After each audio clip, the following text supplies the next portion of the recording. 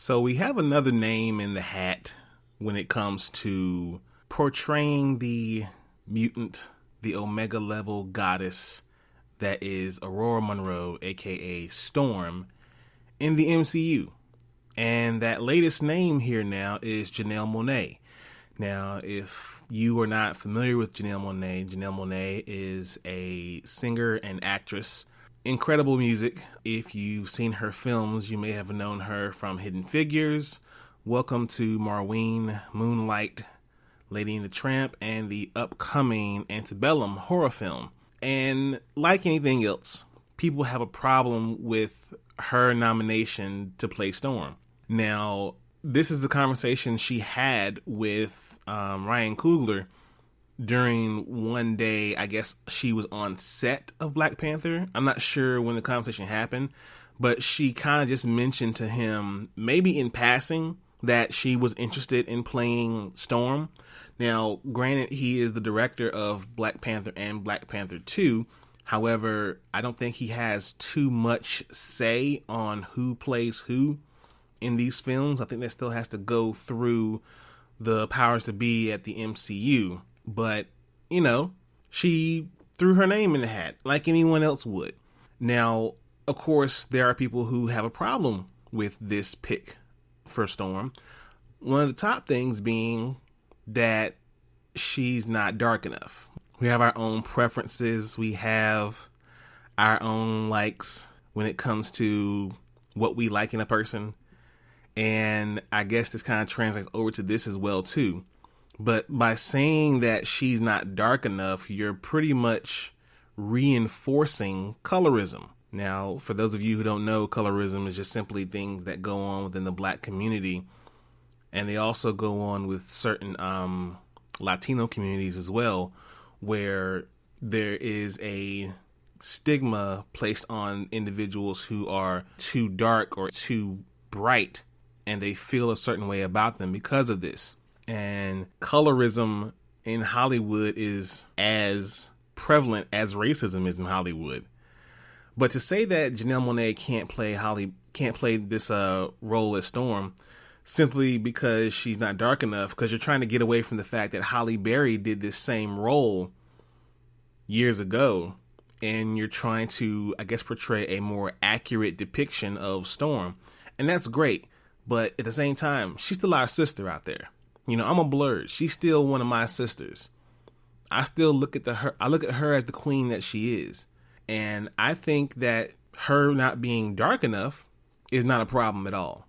I mean, if Halle Berry could play the role at that shade of melanin, then so can Janelle Monae. But that's just one argument. Now, the other argument that I've heard is that she's too short. Now, Janelle Monae is 5 foot even. And Storm in the comics is roughly a statuesque 5'11". She's model height. Now, I don't buy into the whole too short thing either, because let's just think back. Hugh Jackman is 6'2", and he played Wolverine for years. Now, in the comics, Wolverine is about 5'3".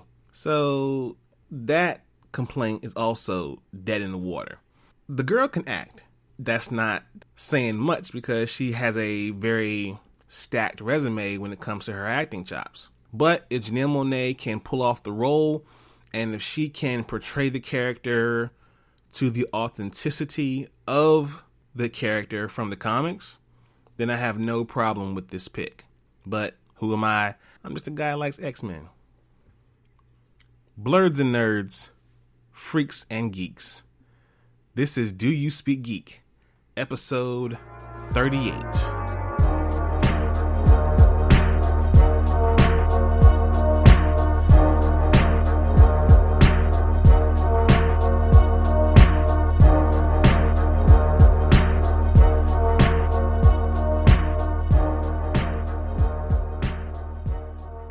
Good morning, good afternoon, and good evening. What's up? How you doing? How you feeling? This is Do You Speak Geek, the podcast bringing you the latest and greatest in geek news in the geek realm. My name is Nix. Shout out to everybody who has been rocking since day one. And if you are a new listener, welcome to the ride. Shout out to all the subscribers, any new subscribers. Thank you so much. Thanks to all the new followers. Please be sure to go to Spreaker.com and listen to the Do You Speak Geek podcast. Spreaker is the home team. Go there and subscribe. Like the episodes. Leave comments. I want to know what you guys think out there. DoYouSpeakGeek.com is the place, the central hub for everything DYSG. When it comes to the podcast, Source Wall Wednesdays, the YouTube videos, everything can be found on DoYouSpeakGeek.com. Please go check it out. Follow us on social media, Facebook at DYSG Media, Twitter at _DoYouSpeakGeek, and Instagram at DoYouSpeakGeek. Still looking for more followers on Instagram, so please go there and follow so we can go ahead and kick off this 100 follower giveaway. And also, YouTube is the place where you can find the Dono and Daddy Show. Please go there, subscribe, like, Hulk smash that bell for all notifications, and please leave your comments. We want to know what you guys think. All right, so I complained a little bit last week that we had a very light show. Well, if last week's episode was light, this one is definitely a super heavyweight, jam-packed show. I got a lot of news, a lot of things to talk about, so let's just go ahead and jump right into it. Let's speak geek. Suit up. I wanna be the very best. Talk nerdy to me. Are you ready? All right, people. The big story this week, Comic-Con at Home releases their complete panel schedule. With Comic-Con at Home just a week away, officially kicking off on the 15th, the convention has revealed the complete panel schedule. Now, the panel schedule is going to be between a Wednesday and a Saturday, I believe. Yeah, a Wednesday and a Saturday. So here we go. Let's get it kicked off. The Wednesday schedule is as follows. From 3 to 4 p.m., Comics in the Classroom, Ask Me Anything. Pick the brains of teachers, administrators, creators, and publishers. Geek Ed, Restored. Reimagine Creating Privilege. Teaching and Learning Comics. The Power of Teamwork in Kids Comics. From 4 to 5, Books for All. It's time to redefine how we share books with kids. Comics as a Conduit. Geek Ed, Watchmen, and the Cruelty of Masks. That sounds interesting. License to Thrill, graphic novel adaptations for kids. Make your programming your superpower. From 5 to 6, conspiracy theories and propaganda throughout pop culture. Geek Ed with another panel, College and the Nerd Mind. New Kids Comics from Eisner Award publishers. Words and pictures working together, strategies for analyzing graphic text. And from 6 to 7, Comic-Con celebrates 15 years of Eisner librarians, comics on campus, fandom at academia, Spirit Skies, how to publish an international youth comic in the age of COVID-19, and teaching graphic novels online. That is your Wednesday schedule. Thursday, from 10 to 11, we have the Star Trek Universe virtual panel. Big names at this panel. We have, of course, the Sir Patrick Stewart going to be in the building. Rebecca Romaine, Sonequa Martin Green, Michelle Yeoh, Wilson Cruz, Jack Quaid, Jerry Ryan, and hundreds of others, as it seems. Jerry O'Connell's going to be in the building. From 11 to 12, Solar Opposites with such panelists as Justin Rowland, Thomas Meredith, Sean Gimbrioni, and Mary Mack.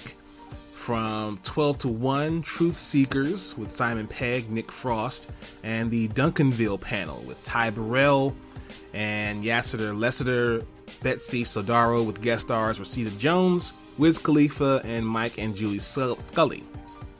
From 12 to 1, His Dark Materials. We also have a look inside Marvel's 616 with Jillian Jacobs, Sarah Amos, Jason Sturman, and Paul Scheer, and the Utopia panel with John Cusack, Rainn Wilson, Sasha Lane, and others. From 2 to 3, the Upload panel. Robbie Amell is going to be in the building with a host of other people from that great show on the Amazon Prime the Amazon Prime channel. the Amazon Prime streaming service. Sorry, I'm in a flux right now because there's so much dope news. And the Collider panel, directors on directing, with Robert Rodriguez, Colin Trevorrow, and Joe Kosinski. Yeah, that's it. From 3 to 4, we have the Close Enough panel. We have the Superstore panel. Awesome show, by the way. That show is hilarious. And we got the Boys panel. Carl Urban, Jack Quaid's going to be in the building. A host of others is going to be there. That's going to be a dope one. I would love to be there live for that one. And from 5 to 6, we have the LGBTQ characters on television. What's next? Jamie Chung, Jamie Clayton, Wilson Cruz, Tatiana Mansley, Anthony Rapp, J. August Richards, Harry Shun Jr., and Brian Michael Smith. All are going to be on that panel. Don't miss that one.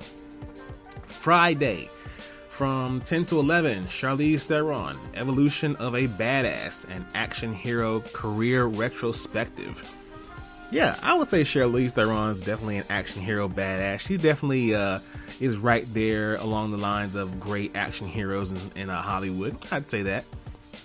Summer Camp Island, The Fungies, and Tig and Seek with Mike Chillian, Stephen P. Neary, and Julian Pott.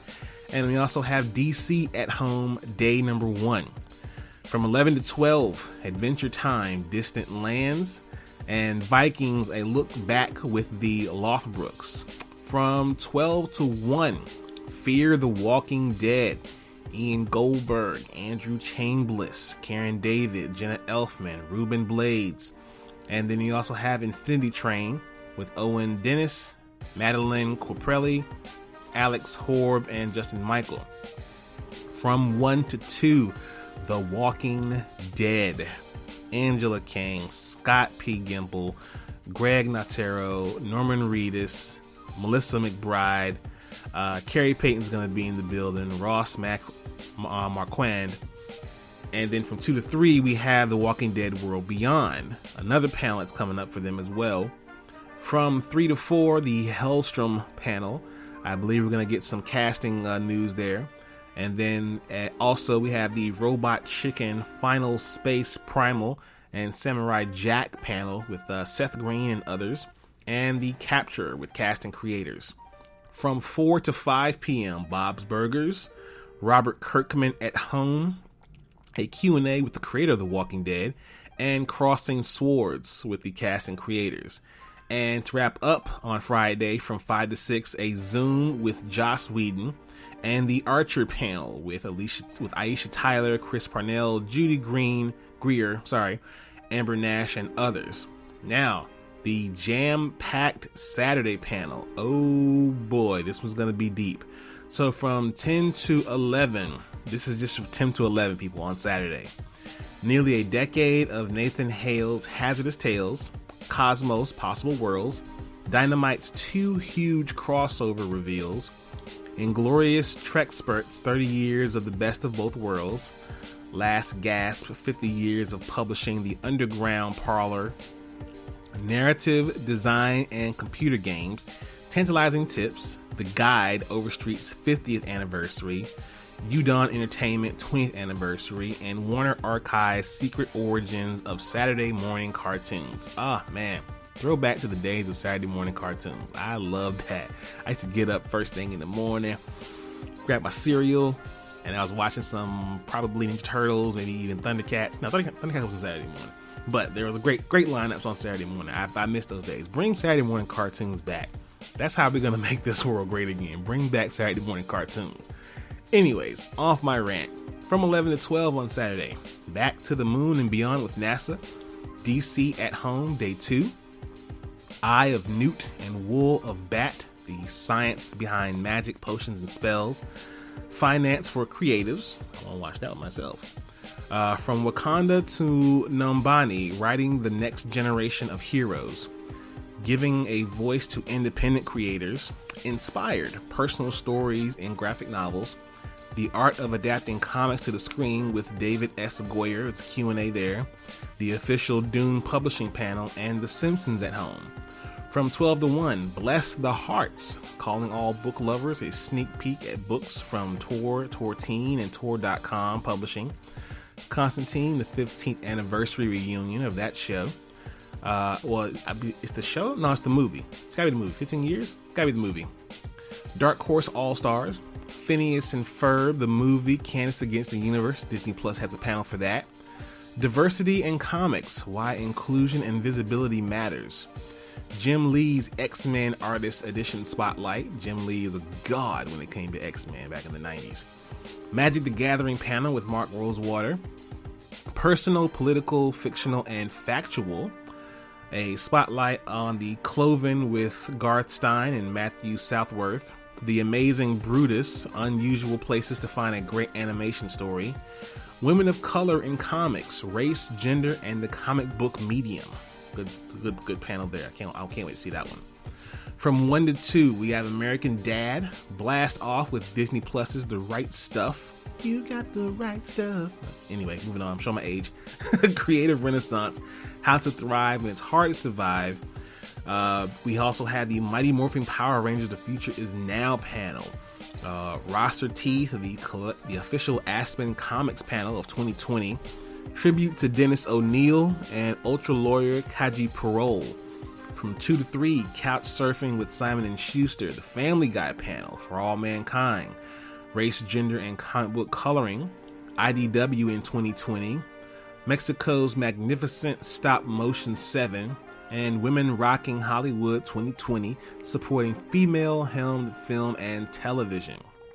From 3 to 4, the Agents of S.H.I.E.L.D. panel, stories and science of mutants, androids, space, time travel, and aliens.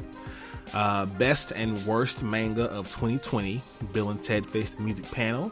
Comixology creator-owned comics and beyond, How to Color Comics.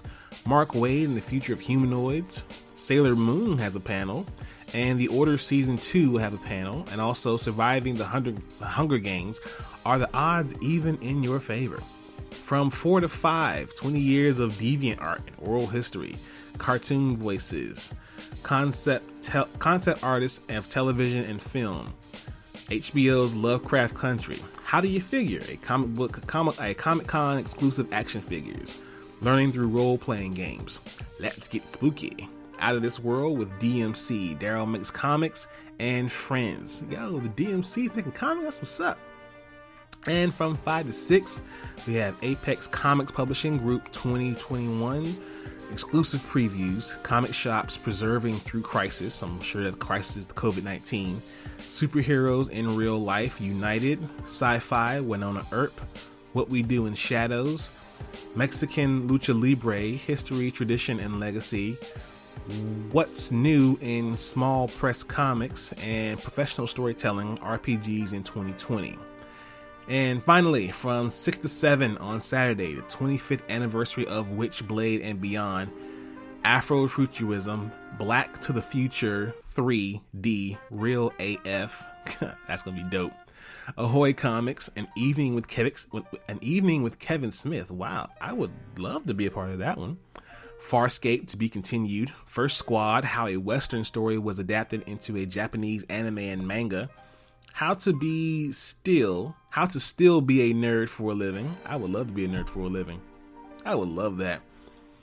Out in Comics 33, Virtually Yours, Scary Good TV, a conversation with horror's top showrunners, and other unnecessary debates. That is your panel, full lineup panel for Comic-Con at home. Folks, it's going to be amazing. It's going to be incredible.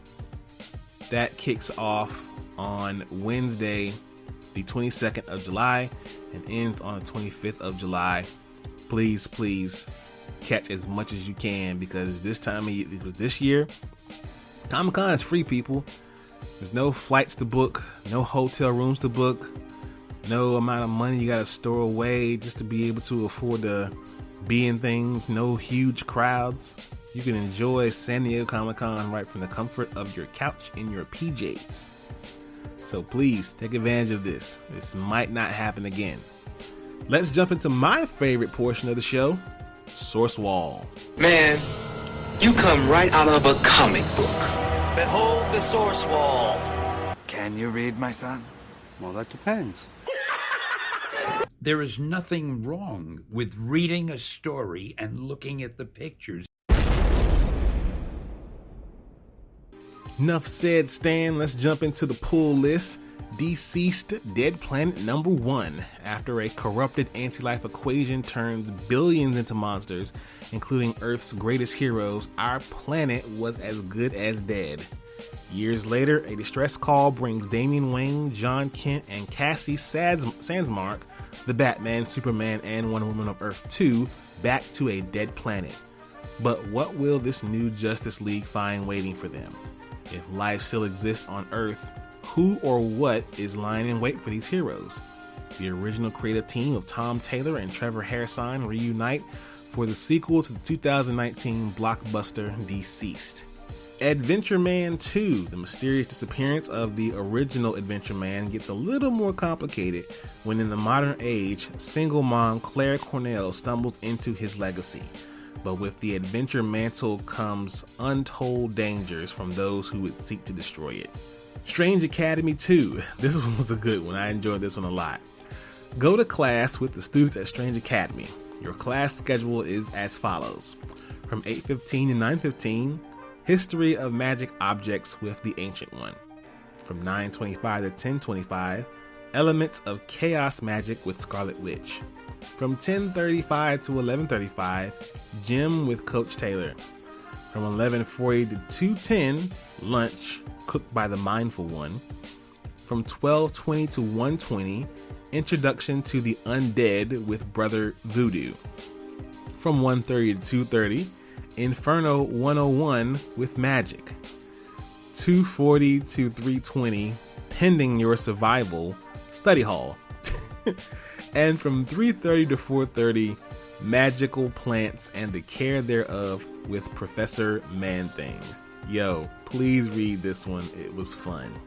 So, Source Wall News, Ready Player One sequel novel to be published in November 2020. It's been a follow-up nearly a decade in the making, but the sequel to the novel Ready Player One is almost here. The publishing Random House will have this book up for pre-order, and the book will be published on November 24th of this year. Ernest Cline's original book came out in 2011 and provided a blockbuster sensation, taking readers into a dystopian future where citizens escape into a 1980s pop culture drenched virtual reality called The Oasis. I can't wait to read this one. I did read the first one. The movie was incredible as well too. I still haven't watched it for a second time. I want to watch it for a second time to make sure I catch every single Easter egg in that thing. But that's going to be a fun one to do. I'm going to go through that one, and then definitely going to pre-order the book, and can't wait to see what's going to be coming up for the Ready Player One sequel. Maybe it's called Ready Player 2. Who knows? Maybe that's going to be a little theme there. Ready Player 1, Ready Player 2, Ready Player 3. I don't know. They might churn these out some more, but we'll see what happens with this book. Can't wait to get my hands on it. Please go pre-order this from Random House now. We're going to jump now into, I've been waiting for this segment here. Let's jump into Watch This. Watch this, y'all. Thunder. Thunder. Thunder. Lannister always pays his debts. Whoa, dude. I am the villain of the story. All right, the top Watch This news. Undoubtedly, this one probably broke the internet just a little bit when the news came out on Wednesday. Ladies and gentlemen, we have our new Batwoman, and that Batwoman is a black woman, and her name is Javicia Leslie. I hope I'm saying that right. I think that's how it's pronounced, Javicia or Javicia. I'm saying Javicia. We have a Batwoman, people, and she is beautiful. She is gorgeous. She is strong. She is black. Let's clap it up.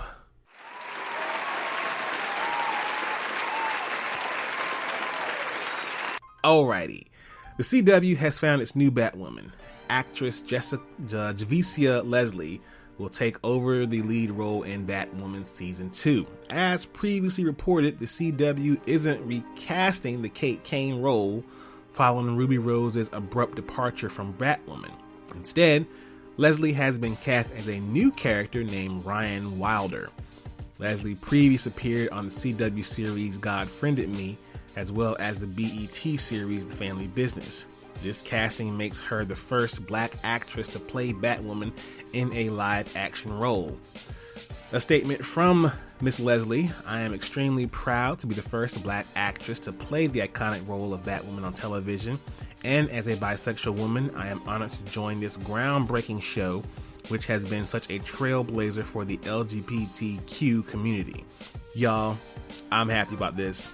I can't wait for season 2 now. All eyes are on this show now, and I think this show is gonna go to some crazy new heights now, and I can't wait. Let's just see what happens, but I'm hyped about this. Stargirl renewed for season 2 on the CW. Now, the CW has picked up a second season of DC Comics series Stargirl, and the broadcast network will become the exclusive in-season home for the show. The renewal comes midway through its first season, which runs on both streaming platforms, DC Universe, and a day later on the CW. Season 2 will debut exclusively on the CW and stream the next day on the network's free ad-supported platform, further dwindling DC Universe's roster of original shows. Stargirl will still have a home on HBO Max after the season wraps. Now, this is good news for the show itself. I enjoy Stargirl. It's pretty awesome show. But when it comes to DC Universe, I mean, you have this show that's going to be on HBO Max, along with Doom Patrol and also Batwoman. Now, I think eventually they're going to make it so the other DC shows from CW are going to also be on HBO Max. Right now, I think they're exclusively contracted to Netflix.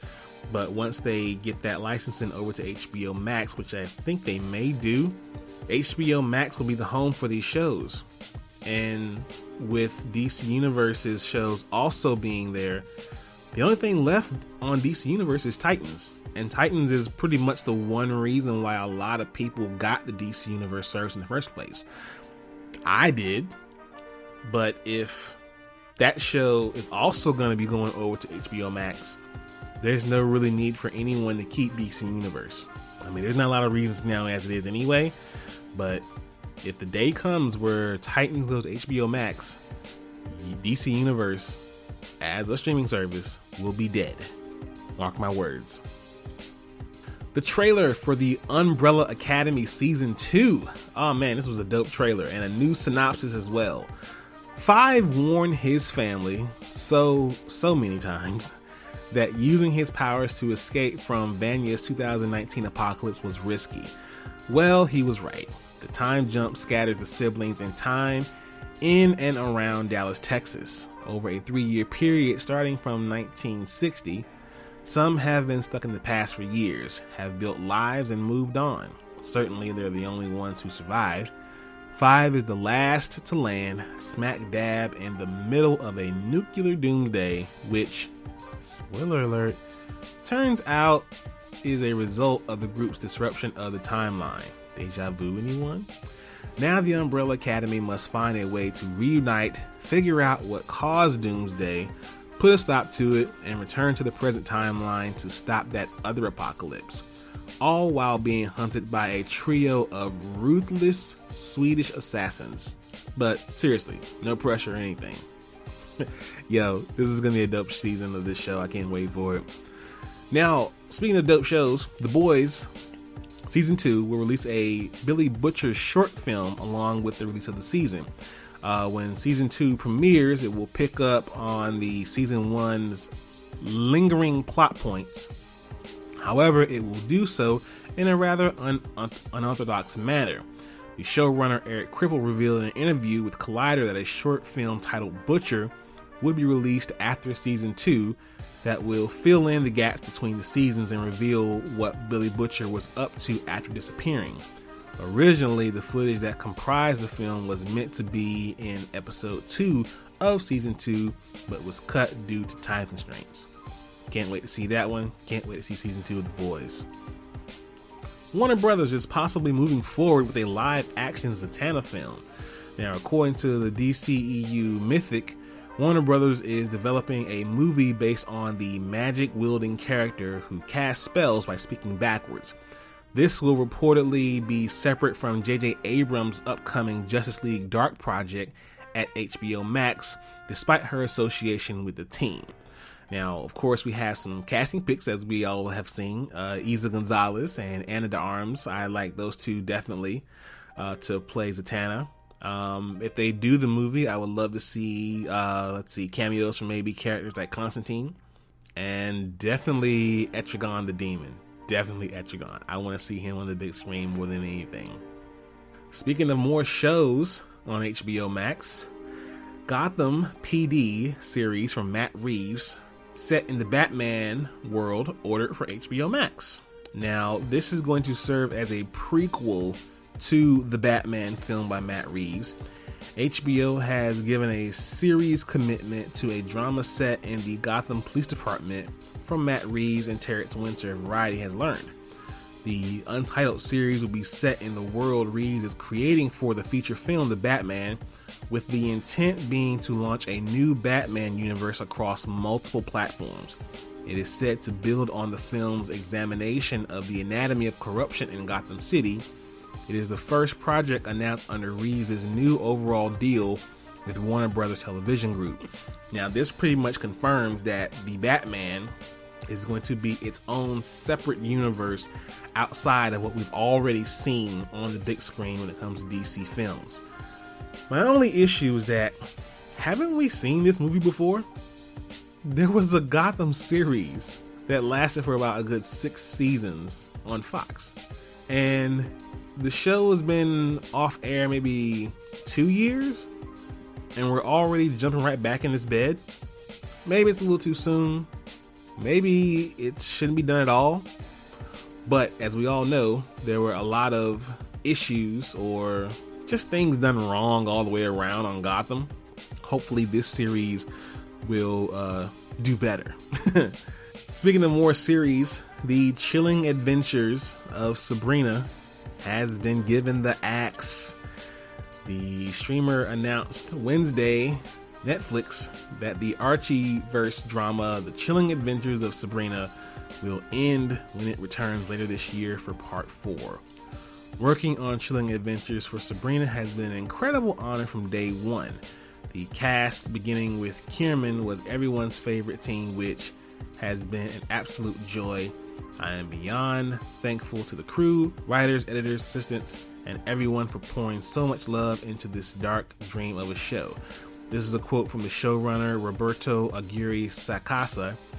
I am grateful to our partners at Netflix, Warner Brothers, Berlatini Television, and Archie Comics for letting us tell the story the way we want to tell it. We can't wait for everyone to see part 4. Now, the decision to end Sabrina wraps a particularly rough few days for the showrunner, whose Riverdale spinoff Katie King was also canceled recently after just 1 season, and whose ABC pilot The Brides was passed over. So this showrunner is really not having a good day right now. Part 4 of Sabrina should be dope. We'll get to see what happens, and like I said, hopefully Katie King does find a home somewhere else. Let's jump into Thumb Life. Peace, love, and video games! It's on like Donkey Kong.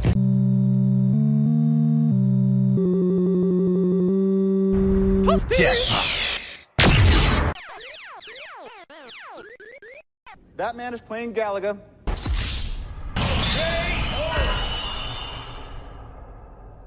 Alright gamers, Thumb Life news. Xbox Series X first party game showcase. It's about to go down. Xbox has announced a showcase of the Xbox Series X games, including first party titles, will broadcast on July 23rd. The live stream will begin at 9 a.m. Pacific time, 12 Eastern, 5 p.m. UK. That will be July 24th at 2 a.m. in the morning in the UK. Wow. We know the showcase will be game focused and will include showings of new games from the likes of Double Fine, Ninja Theory, and Obsidian. We know the show will also include a Halo Infinite gameplay portion, so that will be dope. Now, I'm afraid I've got some bad news. according to VentureBeat, and contrary to the speculation of Xbox fans, we won't be getting an Xbox Series X release date or a price point during the event. According to the report, Microsoft is unlikely to share these details during the event. Rather, it will likely save this information for when it reveals the rumored Xbox Series S Lockhart in August. So for those of you guys looking out for that news, don't hold your breath. More Xbox news. Now, Xbox reportedly is interested in acquiring WB Interactive. Microsoft is reportedly interested in acquiring Warner Bros. Interactive following the news that parent company AT&T is looking into possibly selling the video game development arm of Warner Bros. However, a sale is not currently imminent. The information is reporting that alongside companies like Activision, EA, and Take-Two, Microsoft is interested in acquiring WB and several game development studios. Whoever acquires WB Interactive will likely purchase studios like Avalanche, Monolith Productions, NetherRealm Studios, Rocksteady Studios, TT Games, and various WB Game studios across the globe. Now, I don't have to spell it out for you. You guys kind of get the idea of what's going on here. If Microsoft does purchase Warner Bros. Interactive, they could pretty much make it so that any Batman Arkham game, and even crazier, any future Mortal Kombat games will be Xbox exclusives. How crazy would that be? Plus, with the Batman games and WB, that would be any DC comic centered games or even any Harry Potter games as well.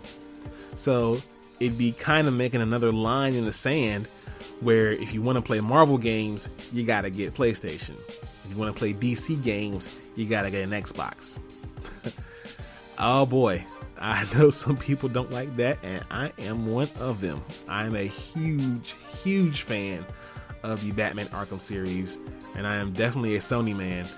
If this does happen to where I can only buy Batman games on Xbox, I may have to get two systems. I'm sorry. There's no way I'm not playing the new installments when they come out.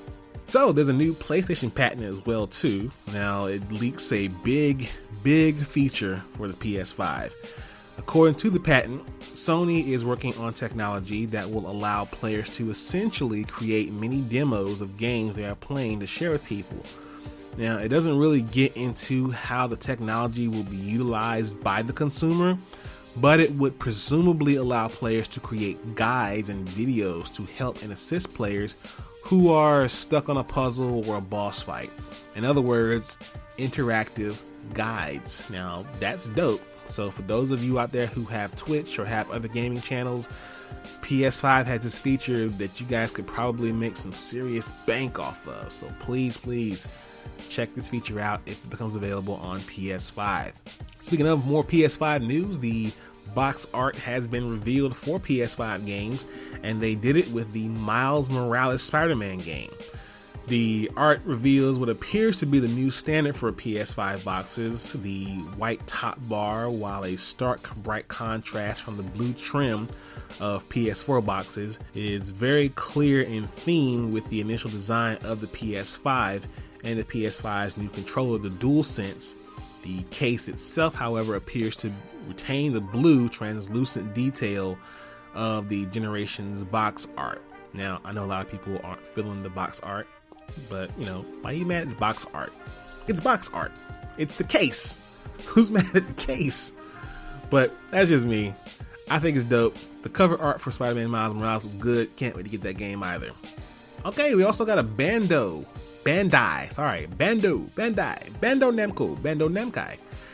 Namco announces a Play Anime Live event.